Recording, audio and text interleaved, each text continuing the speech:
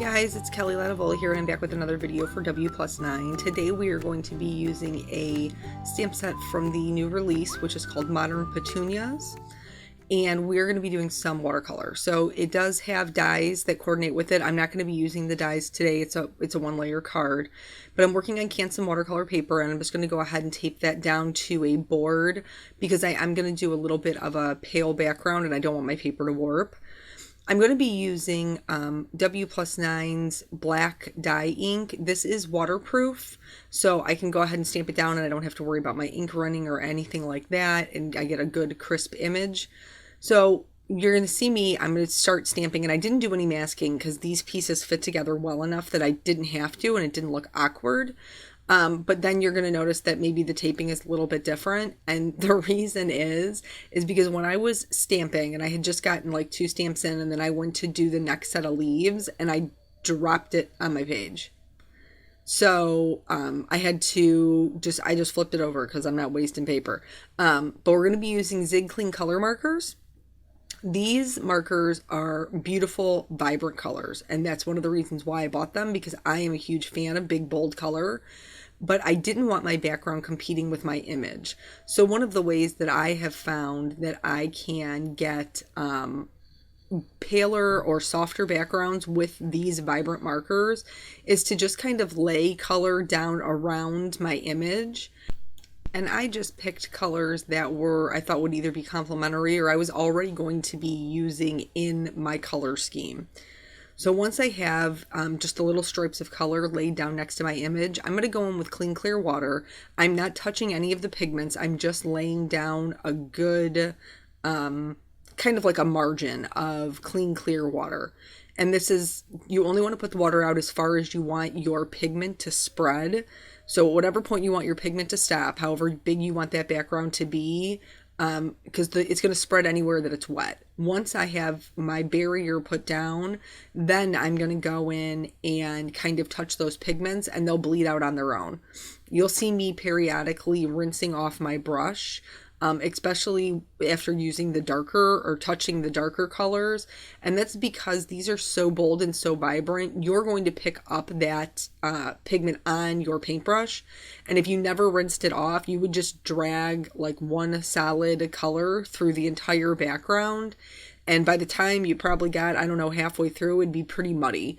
So to let each one of those colors kind of shine and do its thing, you want to make sure that you're rinsing in between and getting new clean water, that you're going to connect the clean water you put down with the color that you put down. And then, so I'm just going to go through, keep touching all that. I really like the way that it just kind of blooms out and it's soft. I got some pooling on the right-hand side, quite a bit, even though the paper was taped down. It just seemed like I just had like this big old puddle of water. I've been trying to kind of embrace watercolor for what it is recently, and not manipulate it too much or dry it. I typically am very, very impatient, and I will take a heat gun to my backgrounds. It does look different when you dry it. So I decided I was just going to let this dry. I felt like my pinks and my blues kind of got a little bit lost. So one of the nice things about this clean color is you can just scribble it on, like I'm using a craft mat, but you could use an acrylic block, anything that's going to be a non-porous surface, to just kind of create a little bit of a palette and then add in more color where you want it. Because like this light blue got completely lost. Like you can't see it at all in this background. I think that it looks super pretty, and this is pretty concentrated at the moment. All watercolors dry back a little bit, but these are really, really vibrant colors. You could probably do the same thing with like distress markers. Just be really light-handed when you're putting down your lines, because I have a much harder time blending those out if I put them direct to paper. So since I wanted my edges to be just a little bit more organic, I'm kind of like flicking clean, clear water around the edges of the water, the pigment, whatever, that's already there onto the background that's already there. And this will help that water move, just so the I don't know. I guess I just feel like whenever I do watercolor in a background, it just, the edges look so manufactured. And I wanted them to just be kind of like splashy a little bit. And so I'm going in and, when I'm flinging that water around, it is getting into the background. It's changing up the way that looks.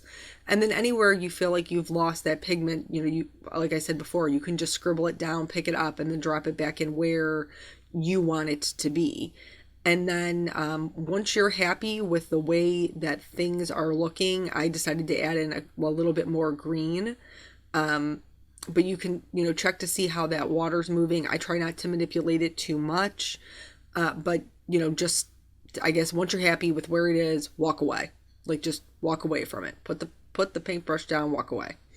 So I still have that pooling on the right hand side, and it is still wet, but the left hand side is dry.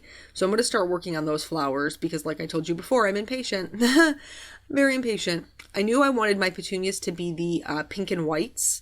So I'm putting in, I'm using a mid-gray to just put in some shadows into the flowers. So just really at the base. And then anywhere that, the way that Dawn drew it, anywhere that it looked like the petals would be ruffled or that there would be, I want to say the word divots, but that's not the right word, indentations, like where the flowers would sink in. I'm adding a little bit of shadow there. I'm not using a ton of water for this.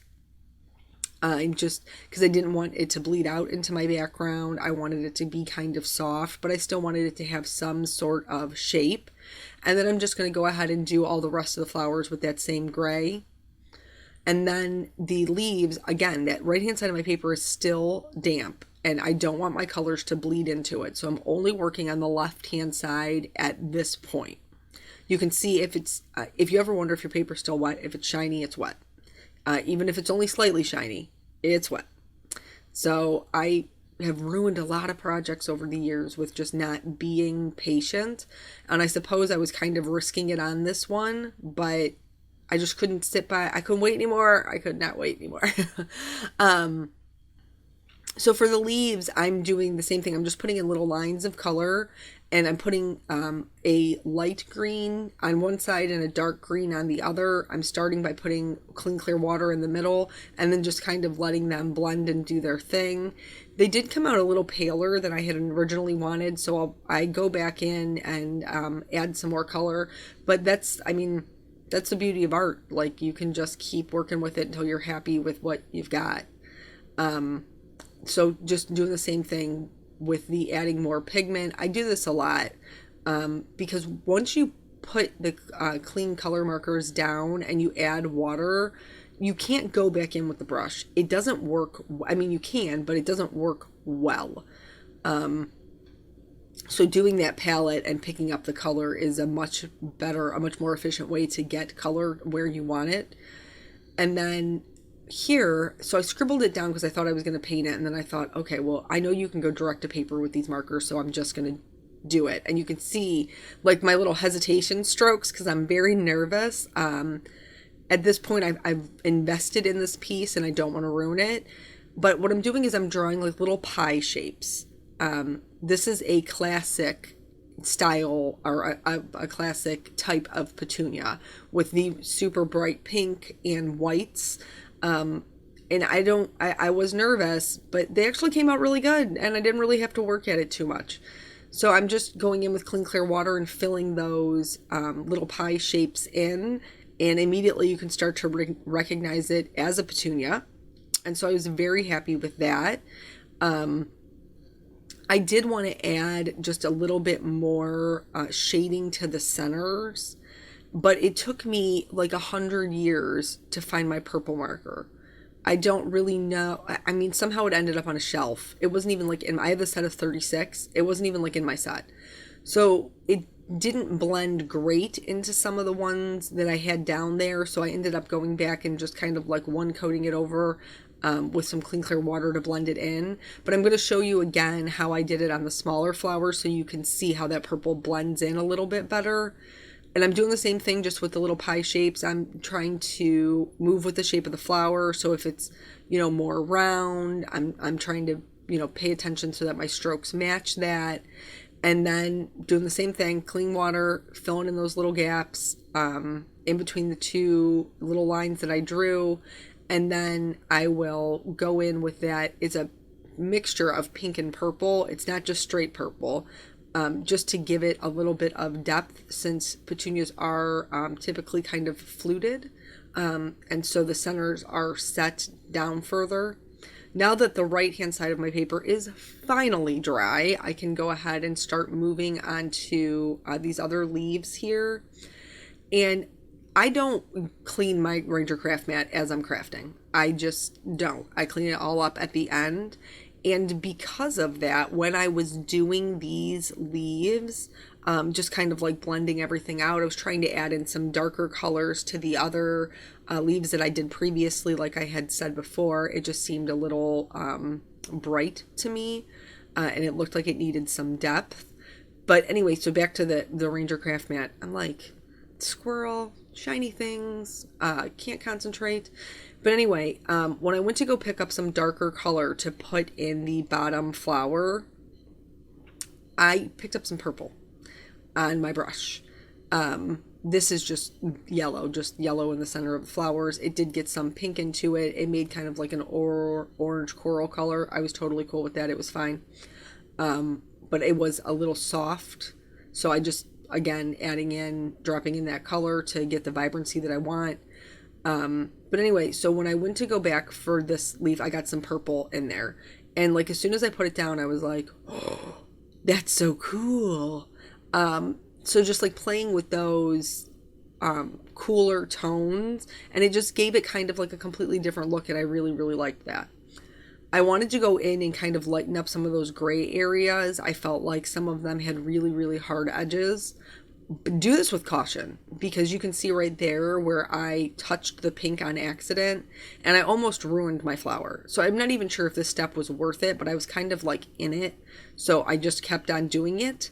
But I made sure that I was really just keeping the water directly in the center of the white portion. And then I'm going to go back in with the same gray and just add that to the bottom to kind of just reinforce that fluted look. And then anywhere in the pinks that maybe there were some lines drawn in where the flower would have been wrinkled, I also added just some little gray lines in there. I've had people ask me before about my paintbrush, and it is curved. I did not buy it like this. It is curved because I left it sit in a water cup overnight, which you are not supposed to do, PPS. But I did. So if you feel like that kind of brush would work better for you, then just leave it sit in a water cup overnight and you'll be good to go. You'll be all set. It doesn't bother me. I don't feel like it works any better or any worse, but it takes like some real effort to get it straightened back out, and I'm lazy. So once it was dry, I cut my piece down. I'm going to be using that same W+9 ink to stamp my sentiment, which is also part of the same Modern Petunias set. And I have to tell you, I totally love this font. Like that, it's just that it's almost like a italic. It's super pretty. I just love how that thoughts struts out. And so then I just decided to add some clear droplets with some glossy accents. I didn't add any shimmer because if you put clear Wink of Stella or the Spectrum Noir sparkle markers over the Zig Clean color markers, you remove the pigment. And I didn't want to ruin my project. So instead I went in with some W+9 shimmer spray and just sprayed it from pretty far above, probably about 12 inches, just to give the whole thing kind of like a coat of shimmer. And then that's the whole card. So I hope that you enjoyed the video and maybe learned a little bit of something, and I will catch you guys the next time. Thanks for joining me. Bye.